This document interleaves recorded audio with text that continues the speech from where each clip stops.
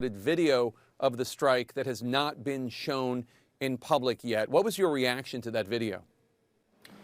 Yeah, Jake, and I hope it will be shown to the public because it's going to be really important for the American people to know what is being done in their name. It's pretty easy to get excited about, efforts to take out drug dealers, but the video was enormously, enormously disturbing. And I can't describe it in detail, but to tell you that the initial strike, as you might imagine, when a piece of munitions falls on a small boat, did an immense amount of damage, caused a huge amount of fire, and ultimately the end result was two individuals without any weaponry, without any tools of any kind, clinging to a wrecked boat, really what looked like flotsam. And we observed them for a long time, and the commanders involved said that they believed that there might be some chance they would be rescued, that there might be some chance that the cocaine on board could be recovered.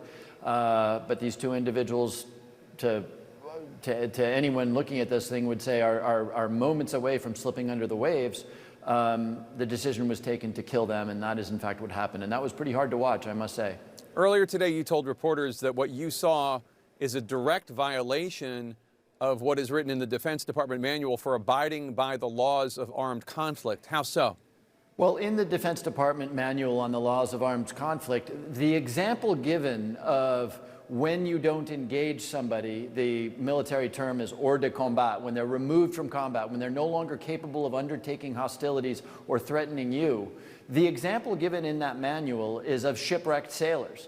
And again, these were shipwrecked sailors, bad sailors doing bad things, making bad decisions, but they were shipwrecked sailors, barely afloat in a vessel that was completely awash, without any tools. There was no way these two individuals in that moment posed any sort of threat to U.S. forces. And yet, nonetheless, the decision, and again, I'll say it again, the example that is given in the Department of Defense manual is of shipwrecked sailors. You do not kill them because they are out of combat, incapable of further hostilities, and doing so is, according to the manual, a war crime. So you're saying a war crime was committed? Well, I want to be careful with my language here.